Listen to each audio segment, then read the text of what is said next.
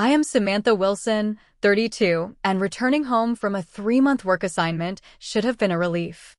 Instead, I walked into a nightmare. The guest house my father left me in his will had been claimed by my stepsister Heather. She insisted Dad promised it to her before he died. Mom tearfully begged me to let her stay, saying it was what Dad wanted. I reluctantly agreed, but when the property assessor showed up last week, Heather went pale for a very good reason. Before I tell you what happened, let me know where you are watching from and hit that like and subscribe button. Trust me, this family drama is about to get wild. Growing up, it was just Dad and me in our beautiful colonial home in Massachusetts. Thomas Wilson was a self-made man who built his construction business from scratch after moving here from California. He worked tirelessly, often taking me to job sites on weekends where I learned to appreciate the smell of fresh lumber and the satisfaction of creating something lasting. Dad invested wisely in real estate, including our main property with its charming guest house that he renovated himself as his first major project. Our life changed dramatically when I was 14. Mom, Laura Wilson, was diagnosed with aggressive breast cancer. Despite fighting courageously for 8 months, she passed away, leaving Dad and me to navigate our grief together. Those first 2 years were brutal. Dad threw himself into work while I retreated into books and academics. We functioned, but the house felt empty without Mom's laughter and warmth. When I was 17, Dad met Stephanie Parker at a charity fundraiser. She worked in interior design and had collaborated with his construction company on several projects. Their relationship moved quickly, perhaps too quickly for my liking. Within 6 months, they were married, and suddenly I had a stepsister. Heather was 16 then. With a perpetual scowl and little interest in forming a relationship with me. "This is going to be great," Dad had said optimistically. "You'll have a sister. Someone to talk to and share things with." But Heather and I never clicked. Our interactions were strained at best, openly hostile at worst. She seemed to resent my close relationship with Dad and acted like I was intruding on her new perfect family rather than the other way around. "Your room is bigger than mine," she complained within the first week. "And your bathroom has better lighting. It's not fair." That was my first glimpse of Heather's entitlement, but certainly not the last. When Dad bought me a car for my 18th birthday, a practical used sedan for college, Heather threw a fit demanding an identical one despite not even having her license yet. Surprisingly, Stephanie and Dad gave in, establishing a pattern that would continue for years. I escaped to college that fall, grateful for the distance. During holidays and summer breaks, I noticed how Heather had mastered the art of manipulation. She could turn on the waterworks instantly or use guilt to get what she wanted. Dad, perhaps compensating for the loss of her biological father, who had abandoned the family, rarely denied her anything. "She's had it rough," he would explain when I questioned him. Her dad walking out affected her deeply. I tried to be understanding, but watching Heather take advantage of my father's generosity was difficult. Still, I focused on my own path, earning my marketing degree and landing a job with an international firm that allowed me to travel extensively. My career flourished, and while I maintained regular contact with Dad, my relationship with Stephanie and Heather remained superficial at best. Last year, Dad's health began declining. What started as just a cough was diagnosed as late-stage lung cancer. Despite aggressive treatment, his condition deteriorated rapidly. I took a leave of absence from work to care for him during his final months. Heather visited occasionally, always leaving quickly when it came time for the less glamorous aspects of caregiving. Stephanie was more present, but seemed overwhelmed by the reality of losing another husband. The burden of Dad's daily care fell primarily on me. During one of his more lucid days, about 2 weeks before he passed, Dad and I discussed his will. "I've made sure everything is clear, Sammy," he said, using my childhood nickname. "The house, the guest house, everything here goes to you. It's your childhood home, and I want you to have it." "What about Stephanie and Heather?" I asked. "They're taken care of. Stephanie gets the condo in Florida and my investment portfolio. Heather has her trust fund that matures when she turns 30. Plus, I've set aside money for her to finish graduate school if she ever decides to go. Dad passed peacefully in his sleep 3 months ago. The funeral was a blur of faces and condolences. The reading of the will confirmed exactly what Dad had told me. The house and all associated property, including the guest house, were mine. Stephanie received the Florida condo and investments as planned. Heather got her trust fund, which was substantial. A week after the funeral, my boss called with an urgent project in Japan that required my expertise. Initially, I refused, but Stephanie encouraged me to go. "You need the distraction," she said. "The house will be here when you get back." Looking back, I should have seen the warning signs.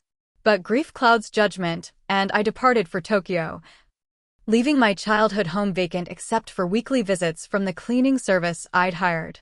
3 months later, exhausted but professionally satisfied, I returned home to discover my inheritance had been compromised in ways I never imagined. The 20-hour flight from Tokyo to Boston left me bleary-eyed and desperate for a shower in my own bathroom. The taxi pulled into the familiar driveway of my childhood home, and I immediately noticed an unfamiliar blue Honda parked near the guest house. Assuming it belonged to the cleaning service, I dragged my suitcase up the front steps and unlocked the door. "Hello?"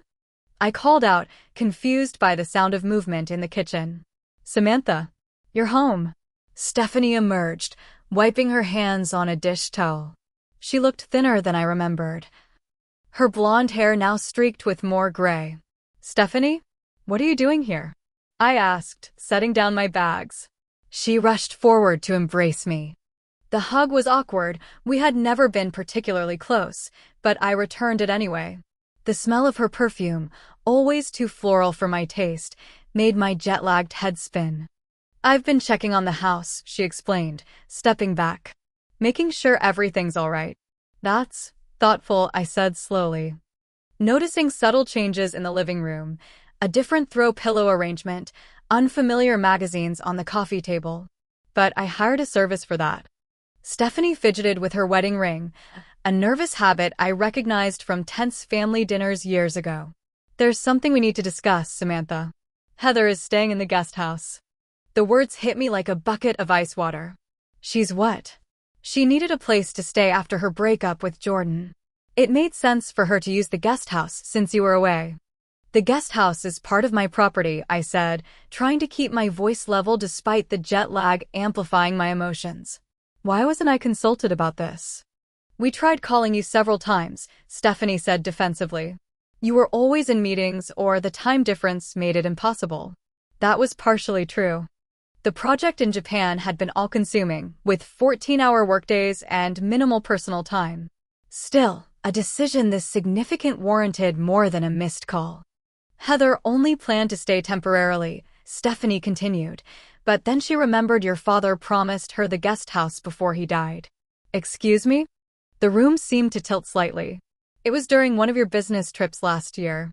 Thomas told Heather she could have the guest house as her own place someday. He said it would be good for her to have some independence while still being close to family." I shook my head in disbelief. Dad never mentioned this to me, and it's certainly not in the will. The entire property was left to me explicitly. It was a verbal agreement, Stephanie insisted. Thomas wasn't thinking clearly near the end. He probably forgot to update the will. The suggestion that my father had been mentally compromised infuriated me. Dad was perfectly lucid when we discussed his will 2 weeks before he passed. He specifically told me the house and guest house were mine. Stephanie's expression hardened slightly. "Well, he told Heather something different. She's been fixing up the place, making it her home. She's even painted and bought new furniture. Without my permission," I said flatly. "On property that legally belongs to me. Please, Samantha." Stephanie's tone shifted to pleading. "Heather doesn't have anywhere else to go right now. The rental market is impossible, and she's between jobs." I rubbed my temples, feeling a massive headache forming. "I need to speak with Heather." The walk to the guest house took less than 2 minutes, but it gave me enough time to compose myself. The guest house had always been my father's pride and joy, a charming one-bedroom cottage with a small kitchen, living area, and a study he used as his home office. He'd built it himself as a project after I was born, initially intending it as a place for my grandparents to stay during visits. I knocked sharply on the door. After a moment, Heather opened it, wearing yoga pants and an oversized sweater. At 29, she looked remarkably like her mother, the same ash blonde hair and delicate features, though her expression typically held more calculation than warmth. "Oh," she said flatly. "You're back." "Yes, I'm back. To my house. And apparently, you've moved into my guest house without permission." Heather stepped back, gesturing for me to enter. The transformation inside was shocking. Dad's comfortable, slightly outdated furniture had been replaced with modern pieces in gray and teal. His bookshelves, once filled with construction manuals and mystery novels, now displayed fashion magazines and decorative objects. Even the walls had been painted from the warm beige Dad preferred to a stark white. "What have you done?" I whispered, taking it all in. "I've made it livable," Heather replied defensively. "The old stuff was depressing." "That old stuff belonged to my father." "Where is it?" "In storage. Mom helped me move it out." I circled the room slowly, noting more changes, new light fixtures, different curtains. Even the hardwood floors had been refinished in a lighter stain. "Heather, this place doesn't belong to you. It's part of my inheritance." She crossed her arms. "Dad promised it to me. We talked about it last spring when you were in Chicago for that conference. He said I could have the guest house to live in while I get back on my feet. If that were true, he would have put it in the will, or at least told me." "Well, he didn't get the chance, did he?" Her eyes welled with tears, a tactic I'd seen countless times before. "He got sick so quickly, and everything happened so fast. I was with him every day during those final months." I reminded her. He had plenty of opportunities to mention this supposed promise. "Maybe he didn't tell you because he knew you'd react like this." Her voice rose. "You've always been possessive of him, of this house, of everything."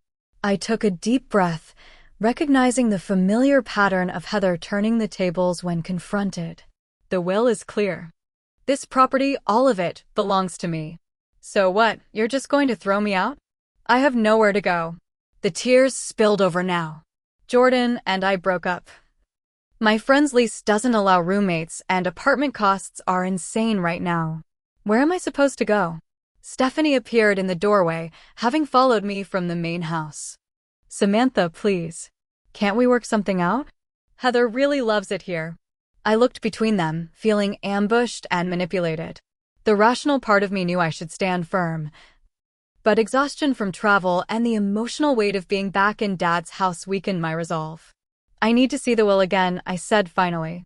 "And then we'll talk about temporary arrangements." Back in the main house, I dug through Dad's office until I found the document.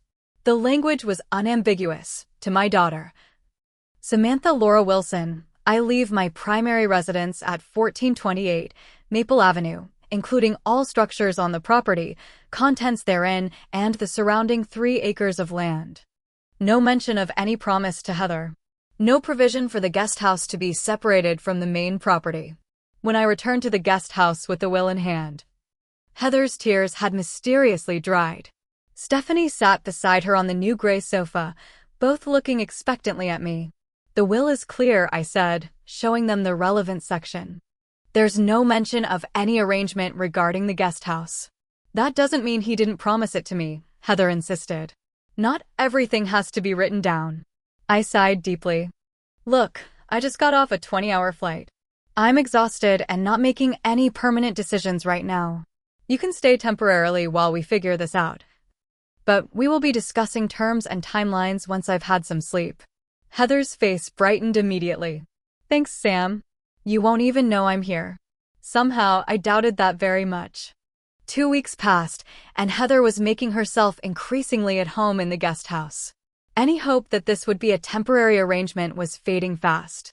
Each day brought new boundary violations and growing frustration. On the 3rd day after my return, I woke to the sound of multiple cars in the driveway. Looking out my bedroom window, I counted 4 vehicles parked haphazardly around the property.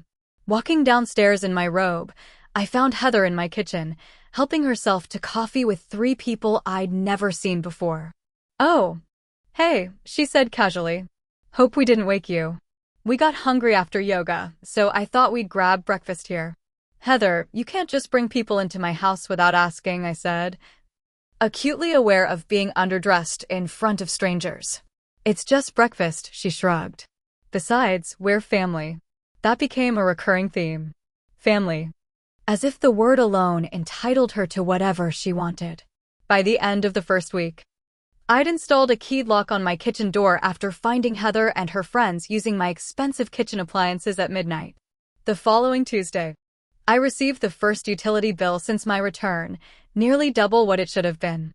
When I asked Heather to contribute her share, you would have thought I'd suggested she donate a kidney. I can't afford that right now, she protested. I'm between jobs, remember? Besides, Dad wouldn't have charged me. Dad isn't here anymore, I reminded her. And running the heat at 75 degrees while leaving windows open isn't something I'm willing to subsidize. She stormed off, slamming the guest house door. An hour later, Stephanie called. Heather is very upset, she began without preamble. She says you're trying to charge her rent. Not rent, just her portion of the utilities she's using excessively. Samantha. She's going through a difficult time. Your father would want us to support her. The emotional manipulation was exhausting. Stephanie. I have supported her by allowing her to stay in a property that legally belongs to me, without prior notice or permission. It's what family does, she insisted. Family also respects boundaries and doesn't take advantage of each other, I countered. The conversation ended with neither of us satisfied. 2 days later, I returned from grocery shopping to find Stephanie's car in the driveway again. Through the guest house window, I could see her and Heather hunched over paperwork at the dining table. When I knocked and entered, they quickly shuffled the papers out of sight. Just helping Heather with some job applications, Stephanie explained too quickly. That evening, I called my father's lawyer, Rebecca Goldman. Based on what you're describing, you have every right to evict her, Rebecca advised after hearing my situation. She has no legal claim to the property. What about this alleged promise from my father? Without documentation or witnesses other than her mother, who has a vested interest, it wouldn't hold up legally. Your father's will is explicit and was executed when he was of sound mind. So, what are my options? You can start formal eviction proceedings, which gives her 30 days to vacate. Or you could try a written agreement, a short-term lease with clear expectations and an end date. I thanked Rebecca and considered my options. The thought of formally evicting Heather felt extreme, but her behavior was becoming increasingly problematic. The next morning, my neighbor Eleanor stopped me as I collected the mail. Your sister seems to be settling in nicely, she commented. She mentioned she's planning to expand the back patio area of her cottage in the spring. My stepsister. I corrected automatically. And the guest house belongs to me, not her. Eleanor looked confused. That's not what she told the garden club last week. She said it was her inheritance from your father and showed everyone her renovation plans. My blood boiled. Not only was Heather claiming ownership to neighbors, but she was also planning structural changes to my property. That afternoon, I walked over to inspect the guest house exterior and discovered fresh damage to the decorative trellis my father had handcrafted. One section had been completely removed, and several of the supporting posts were splintered. When confronted, Heather casually explained that the trellis was ugly and outdated, and she was doing me a favor by modernizing the look. It's not your place to make these decisions, I told her, struggling to keep my voice even. This isn't your property to modify. God, you're so uptight about everything, she complained. It's just a stupid trellis. It's a trellis my father built by hand. Well, Dad wouldn't mind. He knew my taste was better than his anyway. The casual dismissal of something my father had created with care was the final straw. I returned to the house and drafted a formal letter giving Heather 30 days to vacate the guest house. Before I could deliver it, however, another complication arose. Checking my mail the following morning, I found a letter addressed to Heather Wilson from First National Bank regarding a home improvement loan application. Heather had never taken my father's last name, remaining Heather Parker throughout. The deliberate use of Wilson seemed calculated to create the impression of ownership. I confronted her that evening, letter in hand. You're opening my mail now, she deflected immediately. This is addressed to a person who doesn't exist at this address, I replied. Are you applying for loans using my property as collateral?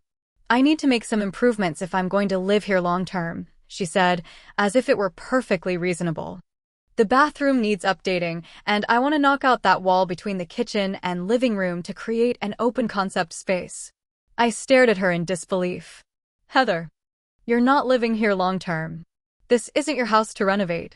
And you certainly can't take out loans against a property you don't own. Why are you being so selfish? She demanded. You have the whole main house to yourself. Why do you even care about the guest house? Because it's mine. Because Dad left it to me. Because you moved in without permission and are now trying to make permanent changes without any right to do so. Your precious daddy, she spat. It was always about you too, wasn't it? Poor Heather and her mom, just the second-rate add-ons to your perfect little family.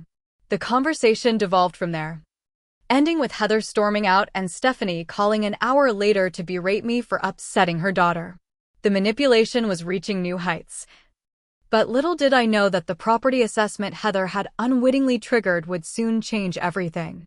3 days after discovering the loan application, I received a formal notice in the mail. A property assessment had been scheduled for the following Tuesday at 10 a.m. The letter mentioned it was requested as part of a home improvement loan application. What struck me as odd was that the assessment included both the main house and the guest house, despite Heather only claiming interest in the latter. I called the bank immediately. Yes, Ms. Wilson, the loan officer explained, when properties share the same legal parcel. As yours does with the guest house, we need to assess the entire property even if the improvements only affect one structure. But I didn't apply for any loan, I clarified. The application was submitted by... I heard papers shuffling. Heather Wilson? It says here she's a co-owner of the property. My stomach dropped. That's completely false. I am the sole owner. Heather Parker is my stepsister and has no legal claim to any part of the property. The loan officer paused. I see. Well, the assessment will proceed as scheduled. But I'm making a note of this discrepancy. You may want to bring documentation of ownership to the assessment. Tuesday morning arrived with a light spring rain. Brandon Miller from Capital Appraisals pulled into the driveway precisely at 10 a.m. He was younger than I expected, perhaps early 30s, with a professional demeanor and clipboard in hand. Good morning, Ms. Wilson. I'm here for the scheduled property assessment. I invited him in, explaining that I was the sole legal owner of the property despite what the loan application might indicate. That happens more often than you'd think, Brandon said diplomatically. I'll need to see your deed or property title at some point during the assessment. We began with the main house, moving room by room as Brandon took measurements, photos, and notes about the condition of various features. He was thorough but efficient, asking questions about recent upgrades and maintenance history. Your father built this place well, he commented as we examined the solid oak staircase. You don't see craftsmanship like this in newer homes. He was meticulous about quality, I agreed, feeling a pang of nostalgia. Always said if you're going to build something, build it to last. As we completed the main house tour, I noticed Heather's car pulling into the driveway. Perfect timing. She approached as Brandon and I stepped outside to move toward the guest house. What's going on? She asked, eyeing Brandon suspiciously. Property assessment, I explained. Apparently someone applied for a home improvement loan. Her face flushed slightly. I was going to tell you about that. It's just for a few minor updates. Brandon looked between us. Are you Heather Wilson? Parker, I corrected before she could respond. Heather Parker. My stepsister. Brandon consulted his clipboard, frowning slightly. The loan application was submitted under the name Heather Wilson. A clerical error, Heather said quickly. They must have confused my paperwork with Samantha's. Brandon nodded noncommittally. Shall we continue to the guest house? Heather inserted herself between us. I can show him around my place. You probably have work to do, Samantha. Actually, I'll join you, I insisted.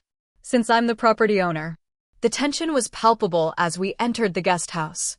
Brandon seemed to sense the conflict but maintained his professional demeanor, proceeding with his assessment methodically. As he measured the living room dimensions, I noticed Heather nervously checking her phone and glancing toward the kitchen area. "Let's move to the kitchen next," Brandon suggested. "Actually, the bathroom has the most interesting features," Heather interjected, trying to redirect him. "Original clawfoot tub. Very valuable." "We'll get to every room," Brandon assured her, moving toward the kitchen anyway. As soon as we entered, I understood Heather's anxiety. Along one wall, the drywall had been partially removed, exposing the wooden studs beneath. A sledgehammer leaned against the counter. "I see you've already started renovations," Brandon observed, examining the exposed wall. "Just some preliminary work," Heather said casually. "The wall is non-structural." Brandon frowned, stepping closer to inspect the studs. "Actually, this appears to be a load-bearing wall. See how these studs are doubled up? And this header beam extends across the entire span." "The contractor said it would be fine," Heather insisted. "You have permits for this work?" Brandon asked. An uncomfortable silence followed. "I'll need to note this in my report," Brandon said, taking several photos. "Unpermitted structural modifications can impact property value and create safety hazards." Heather's face had lost all color. As Brandon moved to examine the exposed area more closely, his clipboard knocked against a small desk in the corner, causing several papers to flutter to the floor. "Sorry about that," he said, bending to collect them. I knelt to help, picking up what appeared to be printouts of legal definitions. The top page caught my eye: adverse possession, requirements, and implementation. Another page detailed Massachusetts property law regarding verbal agreements and inheritance claims. Brandon had also noticed the papers. "Are these related to the property?" he asked professionally. Before I could respond, Heather snatched them from my hands. "Just some research for a friend." But not before I glimpsed another document partially visible in the folder on her desk, what appeared to be a copy of my father's signature, practiced multiple times on a sheet of paper. "Heather, what is this?" I pulled the folder from the desk despite her attempt to stop me. Inside were multiple documents. Printed articles about adverse possession, a legal concept where someone could claim ownership of property after occupying it unchallenged for a certain period. A draft letter with my father's forged signature stating his intention to give Heather the guest house, and most disturbingly, a partially completed quitclaim deed also featuring a poor attempt at my father's signature. "You were planning to forge documents claiming Dad gave you this property?" My voice barely contained my shock and anger. Heather's face, already pale, now went completely white. "It's not what it looks like. It looks like attempted fraud," Brandon said quietly. Clearly uncomfortable to be witnessing this family drama, but professionally obligated to acknowledge what he was seeing. "You don't understand," Heather stammered. "He promised me. He really did promise me this place. I just don't have proof." "So you decided to create some?" I was trembling with anger. "By forging our father's signature." Brandon cleared his throat. "I should mention that I'm required to report any evidence of fraudulent activity related to property transactions or loan applications." Heather collapsed onto a chair, her carefully constructed facade crumbling. "Please don't. I just needed a place to live. Jordan kicked me out. My credit is terrible, and I can't afford anything in this area." "So you tried to steal from me?" I asked incredulously. "After everything Dad did for you." The front door opened, and Stephanie walked in, immediately sensing the tension. "What's going on here?" "Your daughter has been planning to fraudulently claim ownership of my property," I said, showing her the folder of documents, including forging Dad's signature. Stephanie's hand flew to her mouth. "Heather, tell me you didn't." "Mom, I can explain." "Miss Parker," Brandon interrupted gently. "These are serious legal issues. Forging signatures on property documents and providing false information on loan applications are criminal offenses." Stephanie sank onto the sofa beside her daughter, her expression a mixture of shock and dismay. "I thought you said Thomas had really promised you the guest house." "He did," Heather insisted, though her conviction seemed to waver. "Or at least, I thought he meant to. He once said I could stay here whenever I needed to. That's not the same as giving you ownership, I pointed out. I just needed proof, Heather whispered. The bank wouldn't approve my loan without it. Brandon, clearly uncomfortable, finished his assessment as quickly as possible, taking final photographs and measurements before excusing himself. At the door, he quietly advised me to contact my lawyer immediately and offered to provide a statement if needed. As his car pulled away, I turned back to face my stepsister and stepmother, the full weight of Heather's betrayal finally sinking in. What had started as an unwelcome homecoming had now revealed itself as something far more calculated and sinister than I could have imagined. The room fell silent after Brandon departed.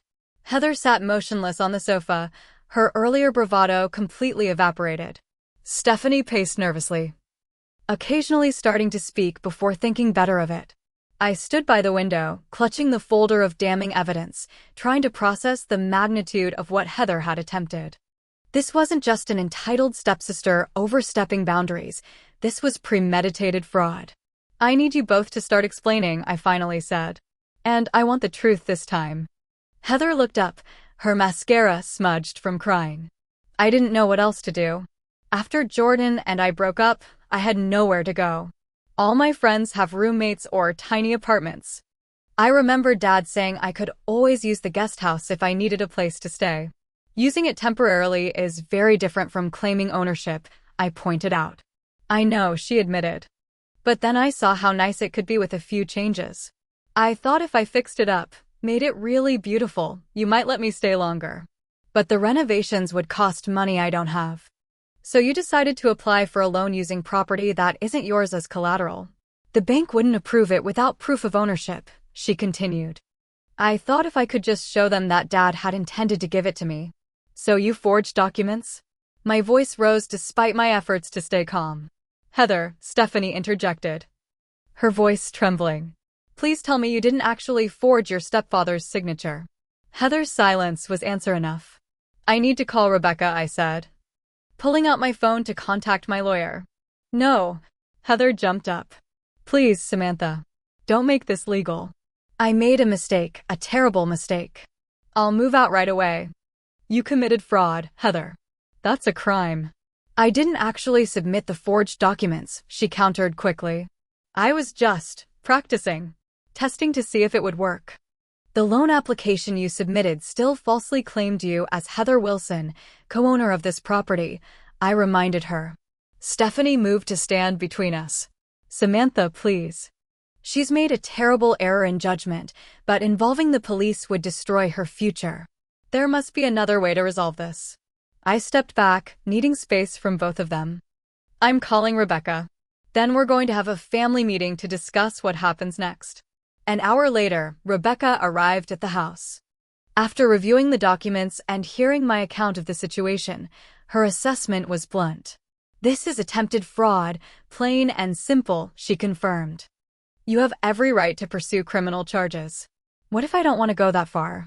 I asked, surprising myself. Despite my anger, the thought of seeing Heather arrested and prosecuted felt extreme. That's your choice, Rebecca acknowledged.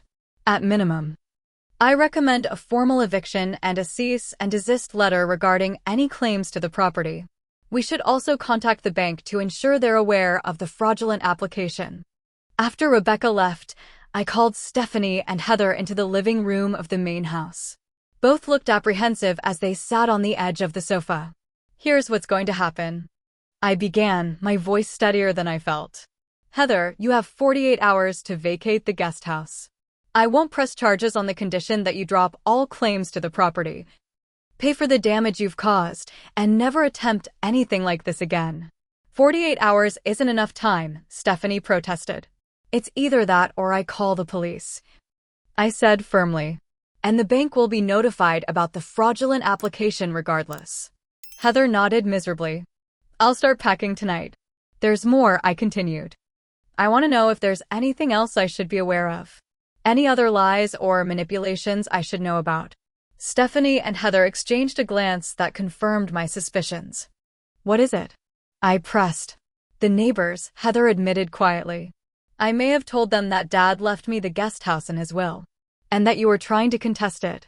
My jaw clenched. Anyone else? A few of Dad's old friends from the construction company. I ran into them at the hardware store while buying supplies for the renovations. The thought of my father's colleagues believing I was trying to cheat my stepsister out of her inheritance made my blood boil. You'll need to correct those lies. How am I supposed to do that? Heather asked. Figure it out. You were creative enough to forge documents. You can be creative enough to fix this. Stephanie leaned forward. Samantha, I know you're angry, and you have every right to be. But Heather really has nowhere else to go right now. Couldn't we work out some kind of rental arrangement instead? After what she's done? Absolutely not. I can't trust her to be on my property anymore. She could stay with me at the condo, Stephanie suggested. Just until she finds a place of her own. That's your decision. I replied. But she's not staying here.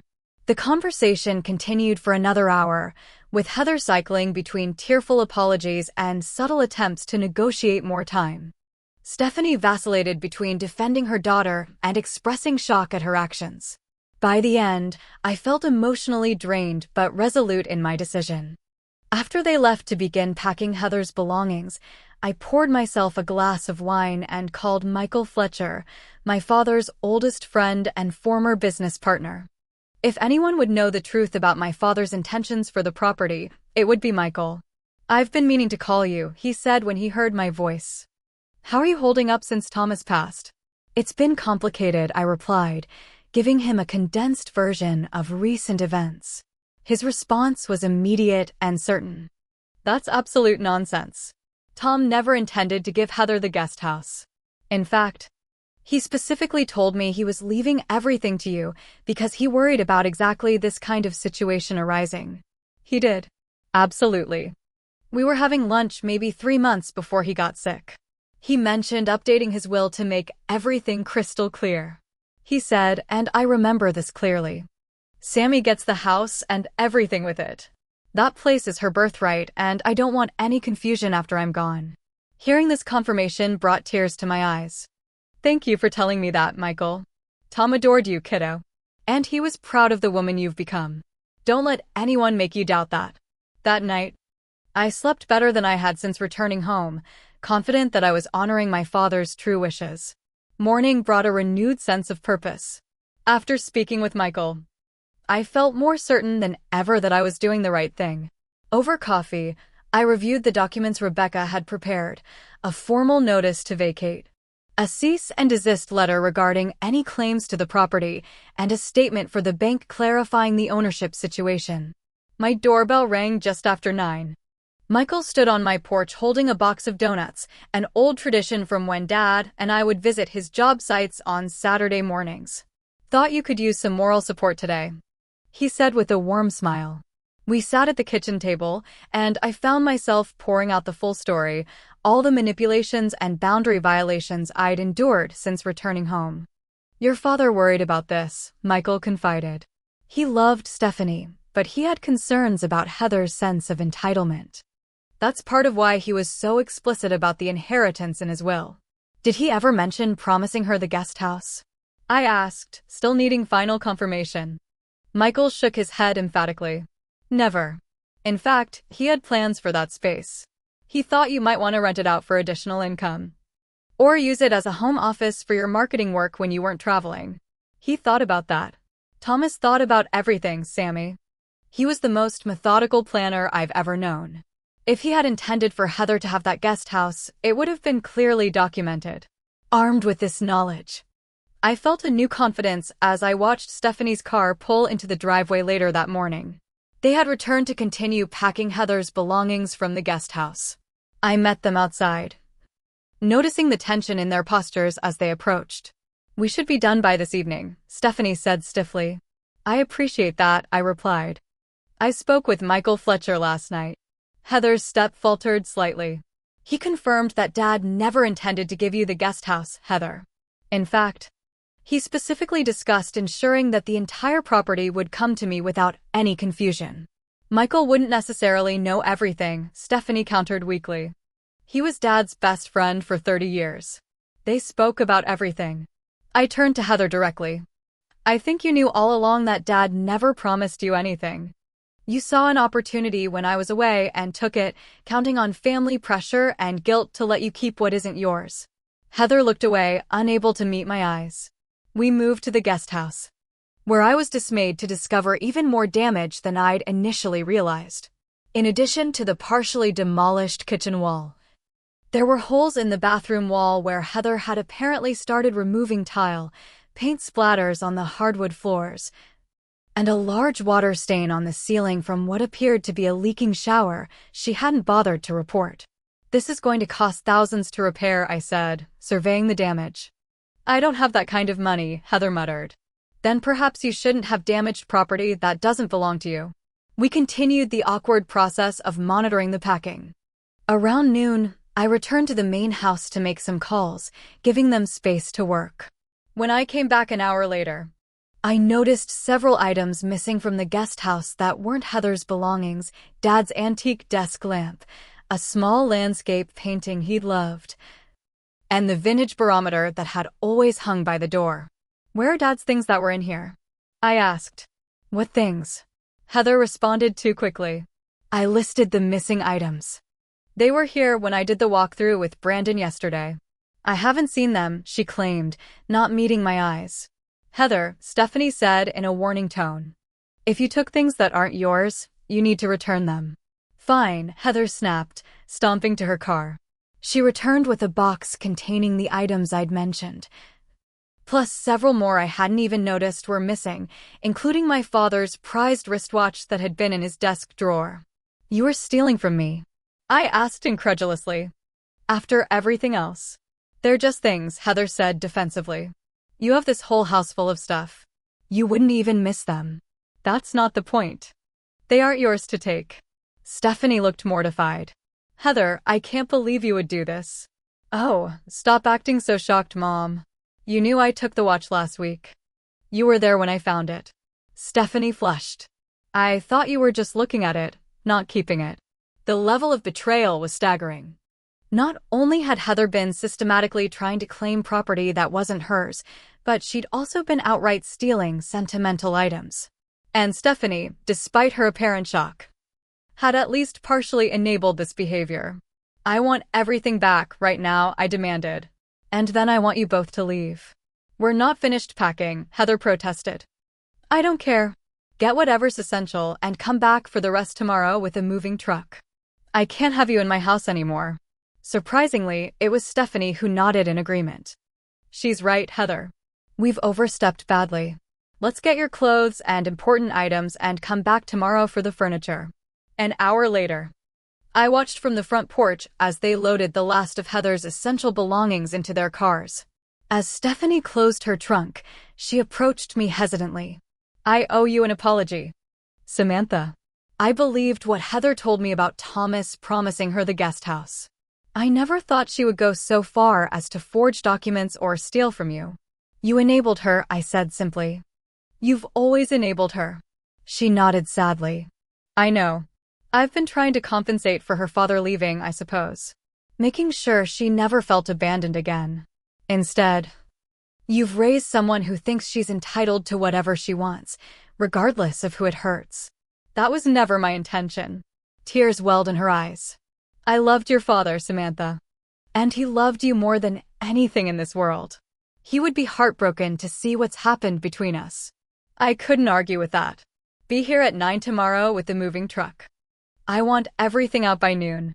As their cars disappeared down the driveway, I felt a complex mixture of emotions: relief that they were gone, anger at their betrayal, and a profound sadness for what my father would have felt seeing his blended family fall apart this way.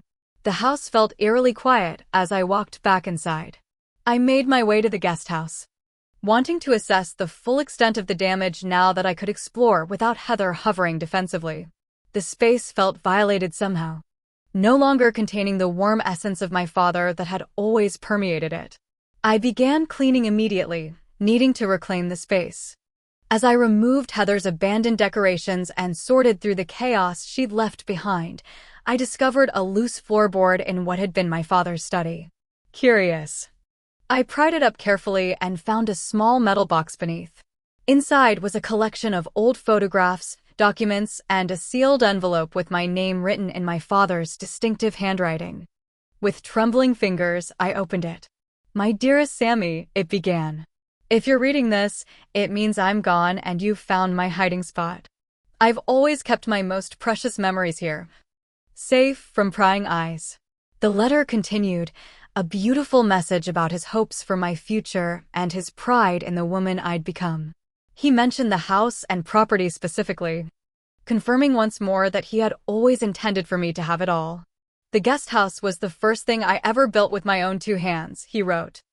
"I hope you'll use it in whatever way brings you joy, as a rental for income, a space for your work, or simply a quiet retreat when life gets overwhelming. It's yours to decide, Sammy. Just like everything else I've left you. Trust your judgment." I always have. Tears streamed down my face as I clutched the letter to my chest. Even from beyond, Dad had found a way to reassure me that I was doing the right thing. That evening, I called a locksmith to change all the locks on both the main house and the guest house. As the sun set, I sat on the back porch with a glass of wine, feeling truly at home for the first time since returning. Tomorrow would bring the final confrontation as Heather and Stephanie removed the remaining belongings, but I felt prepared now, strengthened by my father's words and confident in my position. The property was mine, not just legally, but in every sense that mattered. And it was time I fully claimed it. 6 months have passed since that fateful property assessment that exposed Heather's scheme. The guest house has been completely restored, the damaged wall rebuilt, new flooring installed, and fresh paint applied throughout. I chose colors my father would have approved of, warm neutrals that make the space feel both cozy and bright. Instead of leaving it vacant or using it as a home office as Dad suggested might be an option, I decided to rent it to a young couple, Mark and Amy, who both work at the local hospital. They're quiet, respectful tenants who appreciate the charm of the place and have even helped plant a garden along the rear patio. "Your dad built this place to last," Mark commented when they first viewed the property. "You don't see this kind of craftsmanship anymore." Hearing strangers appreciate my father's work brings me a special kind of joy. It feels like his legacy lives on through the spaces he created. My relationship with Stephanie has evolved into something unexpected. After the initial shock and anger subsided, she reached out with a genuine apology, not just for the guest house situation, but for years of enabling Heather's entitlement and poor behavior.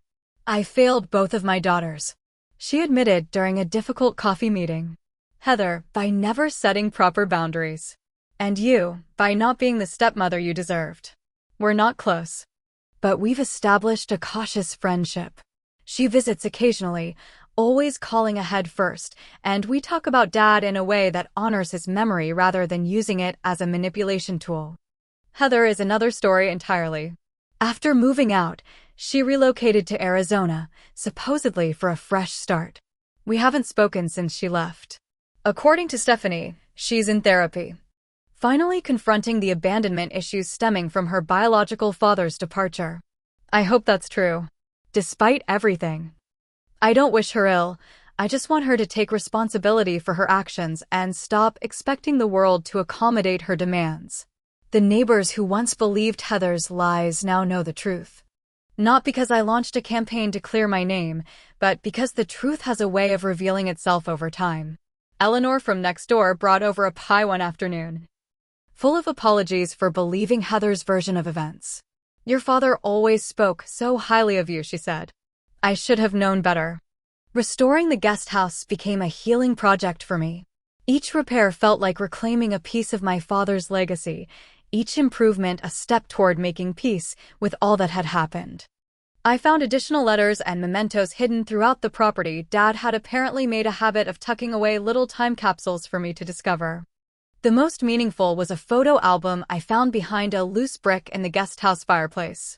It contained pictures from my childhood, Dad teaching me to ride a bike, the two of us covered in paint after decorating my bedroom, candid shots my mother had taken of us working on his construction projects together. On the final page was a recent photo of me at my college graduation with a note, "Always so proud of you, Sammy. Never forget how capable you are." Those words became my mantra during the difficult months of rebuilding, not just the physical structure of the guest house, but my sense of security in my childhood home. I've learned painful but valuable lessons through this experience. Family isn't defined by blood or legal connections. It's built on respect, honesty, and mutual care. The people who truly love you don't try to take what's yours or manipulate you into giving it away. They celebrate your boundaries rather than treating them as obstacles to overcome. I've also learned the importance of standing firm in the face of emotional manipulation. The guilt I initially felt for enforcing my property rights was manufactured by others to serve their own interests. There's no shame in protecting what's rightfully yours, especially when it carries the emotional weight of a parent's legacy. Perhaps most importantly, I've discovered that healing doesn't mean forgetting. I haven't forgotten Heather's betrayal or Stephanie's enabling, but I've chosen not to let those memories define my relationship with this home. Instead, I focus on the thousands of positive memories I have with my father in these spaces, his laughter echoing through the hallways, his patient teaching as we tackled home improvement projects together, the quiet evenings we spent on the porch watching fireflies after my mother passed. This house, this property, it's more than just a physical asset. It's the embodiment of my father's love and his desire to provide security for me long after he was gone. By protecting it from those who would take it under false pretenses, I honored not just the legal will he left behind, but the emotional one as well. As I sit on the back porch watching the sun set over the property that is now undeniably mine in every sense, I feel a peace I wasn't sure would ever return. The betrayal still stings when I think about it, but it no longer dominates my thoughts. Instead, I focus on the future, the memories yet to be made here, the possibilities that await. Have you ever had to stand your ground against family members who felt entitled to something that belonged to you? How did you handle that difficult situation? I've learned that setting boundaries isn't selfish, it's essential for healthy relationships. If my story resonated with you, please share your experiences in the comments below. Don't forget to like this video and subscribe to the channel for more real-life stories about navigating complex family dynamics. Thank you for listening to my journey. And remember, protecting your inheritance, whether emotional or physical, isn't just your right, it's honoring the intentions of those who wanted to secure your future.